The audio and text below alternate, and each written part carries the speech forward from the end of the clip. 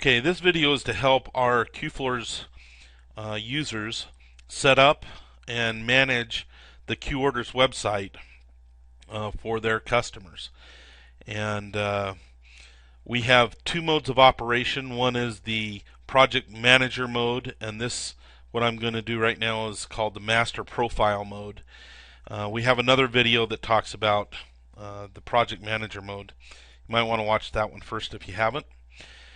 Anyway, the master profile, when you sign up for QOrders, the support department will give you a username and a password for the master profile account.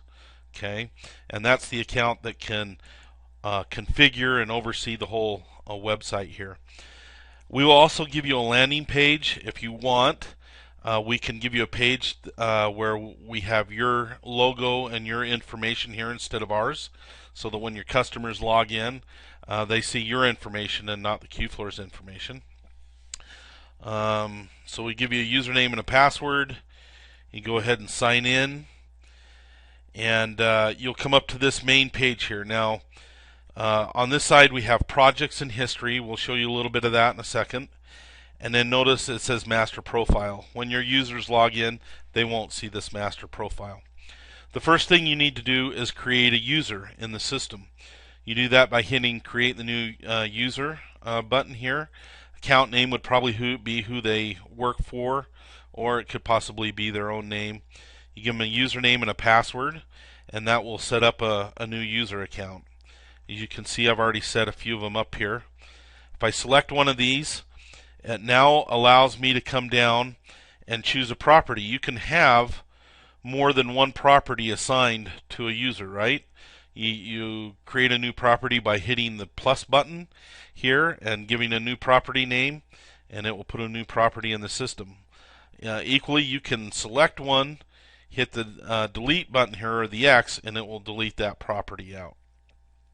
Once I select a property, then I'm going to define the unit types within that property. 1 bedroom, 1 bath, 3 bedroom, 2 bath, however you normally describe it.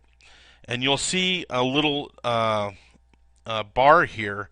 What's on the right hand side is the QFloors invoice number that corresponds to this 1 bedroom, 1 bath invoice.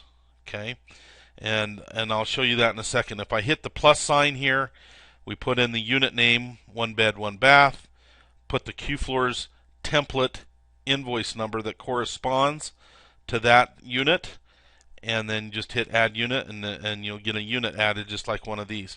Let me just show you in QFloors here real quick. Let's just bring up the one that corresponds to. Okay, so if we go to our templates down here, do all dates, you can see that we have two templates. Let's look at number 28 here for a second. Okay, now here is the invoice, or the template. Invoice number 28 has 5 invoice lines on here, some carpet, some hard surface. And then if I come back over here to the website, you'll notice number 28, 3 bedroom, 2 bath, corresponds to number 28, right? Now I can select areas, and what that means is I can split the template invoice up to multiple areas. This one, I did it really simple, but it could be very complex. This one I want all lines, so 1 through 5. Actually, that should be a 1 through. That just means 1 and 5. Let's see. Let me delete that. Yes, I want to delete, and then let's add again all, and 1 through 5 would be like that. 1 and 5 is like that. So that would only be lines 1 and 5. So I want lines 1 through 5, or I could put 1, 2, 3, 4, 5. It does the same thing. Okay, so add this into here. Now you can see that I have all 1 through 5, all carpet 1 and 2, all hard surface 3 and 5. Okay, so these are the invoice lines that each of these correspond to.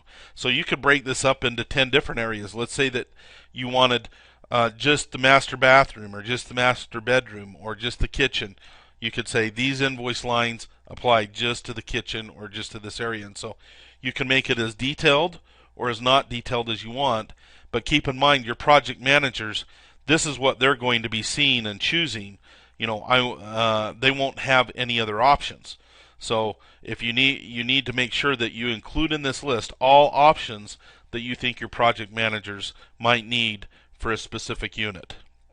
The 3-bedroom, 2-bath unit needs these options. Okay, so once you've set up your unit type, your properties, your unit types, and your areas that correspond back to your QFloors invoice, that's all you have to do. So you need to do this setup though for every apartment complex and all the different types of units and all the areas that could correspond to those units. So that this is the hardest part and will probably take the most time for you. But once you get this set up, filling out a request from your customer is just really, really quick, and I think they will like you very much for doing that. So here's the Projects tab. I can also go to the History tab, select a user and a property, and it will show me the history that corresponds to that user and their properties. Okay, we showed a little bit of this on the other video. You can look at it, but it basically shows you when the requests from them were created, the confirmed installations. So all this information for your customer, they have a list that looks just like this, is being updated as you change things in QFloors.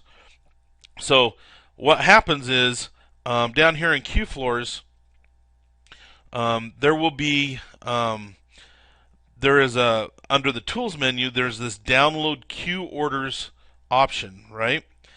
In fact, let me just show you the setup first. Set up QOrders. I'm going to deactivate it. Okay. Would you like to activate QOrders? Yes. Please contact QFloors. So this, when you contact QFloors, this is where we're going to give you a master account username and password. So the username and password right here are the same ones that you use to log into the website to get to the master account on the website. So you would just put in your username and password here, and then the user account that will be notified. So this is a list of all of your employees that are in the QFloors employees list over here. And basically what you're doing is you're selecting the person that there will be a pop-up that will pop up on their screen when a new QOrder request has been sent by one of your customers. And once you're notified that there is an invoice there waiting for you, what you would do is come over to the Tools menu, and then you hit Download QOrders. Okay, and then when you do that, say, do you want to add this person to the contact list? Yes. If they're not already in there, do that. Then it tells you one invoice has been loaded into QFloors. Okay, and this new invoice right here is the one that was put in just barely. Okay, up at the top of our list. Okay, and it now is in an order status when it comes in. You'll notice that a couple of things here. It gives you a requested installation date right here. Now, we don't automatically put the date in, but we assume that if you do put a date up here and say yes, I can do it, that it will go back and update the website for your customer, telling them yes, we can do it on that date. Okay.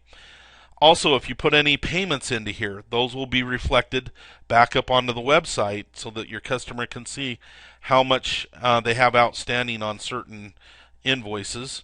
It will show them the totals, and not the details, but the total of the invoice, and it will show them. Let's see. Oh, it will also show them the status. So as you go from an order, once you download it, it will show them that it's been downloaded to the computer. Then it will show them that it's on order. And then when everything's come in, it will show them that it's ready. and then once you're completed, it will show delivered. So it shows all of the invoice statuses up here get reflected up onto the website too. So as things are happening here, your customers are going to see what's going on, and basically that's it. That's how things happen. For any additional questions, you can call our support department, and they can fill in any additional questions you may have. Thanks.